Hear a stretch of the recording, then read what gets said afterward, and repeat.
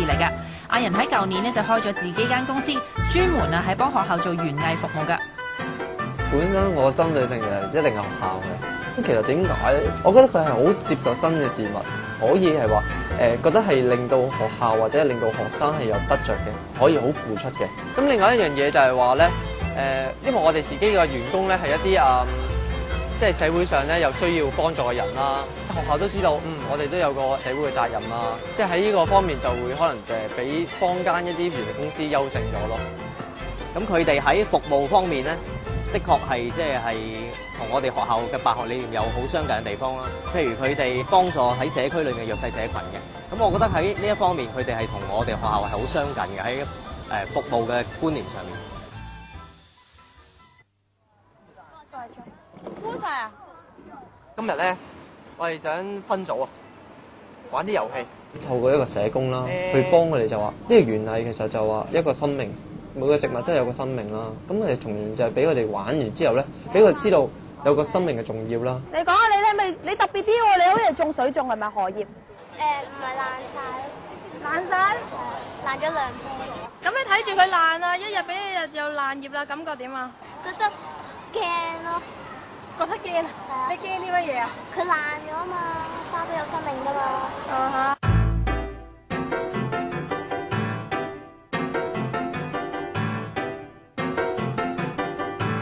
有滿足感咯，真係見到佢生長嗰時有滿足感。幾熱我啲泥土，我用手㗎。你做咩揾我咁樣箍住隻手啊？你唔知佢驚佢話驚泥。驚啲乜嘢啊？驚泥會搞到痕。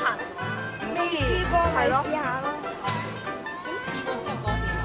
上咗1、2堂覺得幾好啊。令到啲學生即係有啲開心咗，同埋有歸屬感，即係俾佢哋覺得係有歸屬感。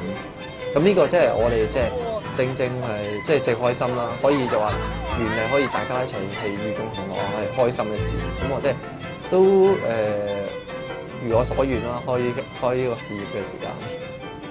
Stella， 阿仁呢就以綠色教育嚟做理念啦，經營佢嘅園藝事業啦。你有咩睇法咧？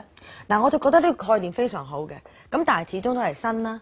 我建議阿仁呢最好諗下點樣去建立公司形象，例如喺網站上高擺多啲資訊，等啲學校呢更加了解佢嘅服務，用過覺得好啦，口碑就自然好啦。咁剛才你提到咧就喺網上面做推廣啦，咁我亦都知道咧，你之前咧同一個專搞生態旅行團嘅負責人咧就傾過偈，咁佢哋嘅生意咧都係由一個網站開始嘅喎。呢個網站起初嘅時候呢，係俾一啲網友佢哋分享佢哋行山嘅一啲趣味啊、興趣咁樣嘅。咁然之後呢，先至慢慢演變到而家公司。咁其實呢個概念點樣開始嘅呢？其實呢個概念咧係由一個興趣開始嘅。咁啊，當時咧我哋一家人咧就經常去行山啊，咁啊即係好開心啦嚇。咁啊亦都影咗好多嘅相。咁我就覺得咁好嘅嘢咧，希望同多啲人分享嚇。咁啊就做咗個網頁。咁咧就一推出嘅時候就好受歡迎啦。即刻萌起一個念頭啦嚇，就咁好嘅活動，可唔可以俾到多啲人知道咧嚇？既然我哋已經有一啲好專業嘅專家導遊咁。咁所以咧就喺2001年咧就開始咗我哋嘅生態旅遊活動啦。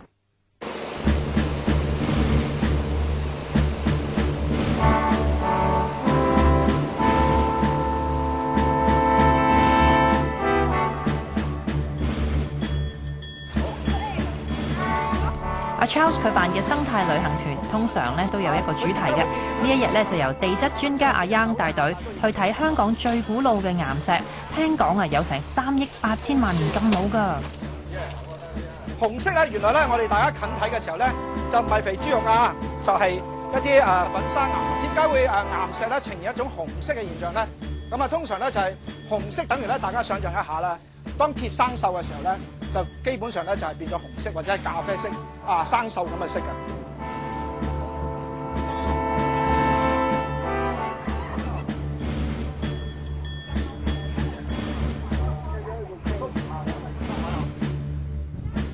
我哋呢啲你發覺可能比一般人去嗰啲地方咧係困難啲嘅，可能你真係要體力，係咯，要體力啊，同埋大家都你發覺一入到去好興奮，大家有各自己想影嘅嘢咧，最緊要係有個專業嘅人士介紹我哋咧，否則我哋全部會去到話，咦究竟咩嚟啊？冇人介紹俾我哋聽咧，會變得好悶咯。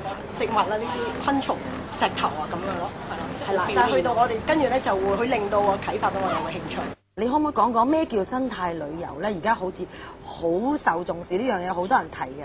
咁係咩嘅定義係咩咧？其實生態旅遊咧，其實係透過一次嘅旅行啦，對當地嘅文化啦、生態環境咧作出一啲嘅認識嘅。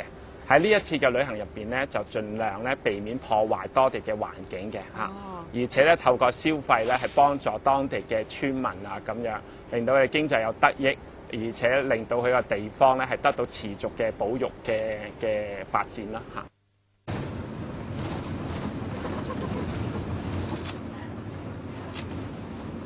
我最難忘嘅 trip 係我去過海南島同埋澳洲，咁其實兩笪地方都係有去過啲 eco tour 咯。但係就好中意影相，喐得嘅嘢我都好中意影嘅。咁希望嚟緊呢個 trip 咧，我會影到好多新嘅嘢。今次旅程嘅目的地就係喺廣東省韶關市嘅南嶺國家森林公園。喺南嶺裏邊有廣東最大片嘅原始森林，裏邊有好多動植物同埋昆蟲，喺香港睇唔到㗎。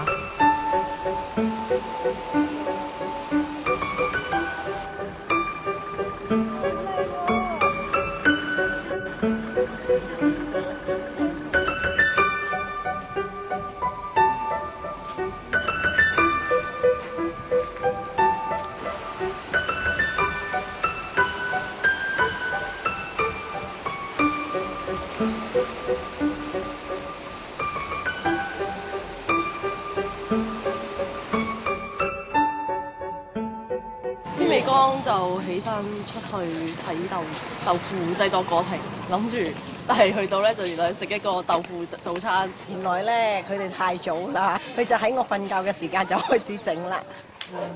冇香港啲窿味啦，窿味咩窿味？香港成省嗰啲窿味㗎，點樣窿味啊？遠離都市嚟到南嶺，除咗呼吸到大自然嘅氣息之外，亦都可以感受一下當地居民嘅生活，都算係一種體驗嚟㗎。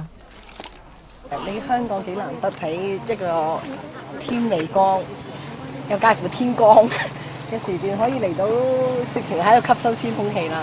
咁個人舒服啲，同埋我中意啲舊嘢。香港一定見唔到呢啲。開頭咧，佢哋話去睇整豆腐咧，其實我冇乜興趣嘅。不過諗下，如果即係咁多都想嘥時間嚟呢度嘅話，咁唔介意早一早起身嚟睇咯。咁都有得着嘅。咁所以我都會即係如果知道有呢啲墟嘅話，咁都會抽時間過嚟睇咯。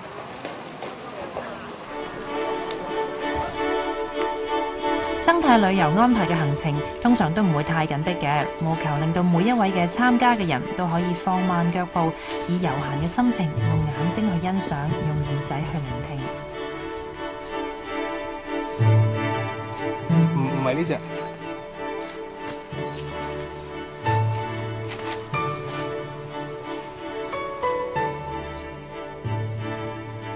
冇咗喎，冇咗。之前有啲。可能係啲蛹嘅本身。我喺樹林觀鳥，有幾多朋友試過喺濕地觀鳥㗎？冇試過。試過。濕地同林鳥個差別就係唔係布嗰啲。係啊，濕地容易啲睇到咯。喺樹林就係好難去揾到隻雀，多數聽到。咁所以點解會有啲雀仔喺林鳥咧？特別係叫聲好複雜嘅。因為佢哋溝通係靠聲音。我哋就好快啦。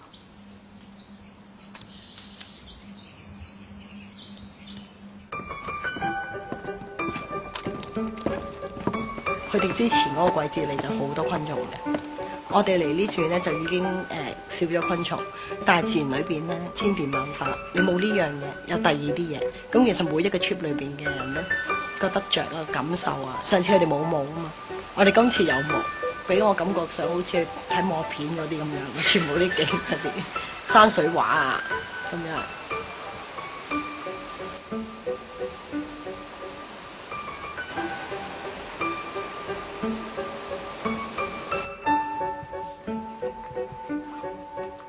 經過咗一日嘅行程，雖然大家都已經好攰啦，但係透過鏡頭睇返影低嘅畫面，感覺自然係好滿足啦。我哋呢啲團係自己好似咧用腳骨力啦、出晒汗水啦，去揾一樣咁嘅嘢啦，同埋成班大家有同一個目的、同一個興趣去睇一樣嘢。但係你 shopping 嘅時候唔會有呢種咁嘅咁深刻嘅感受咯。我載咗好多相咯，張幣應該其實應該係empty 咗嘅 memory 過嚟，full 嘅 memory 走，就並唔係一個 gift 咯。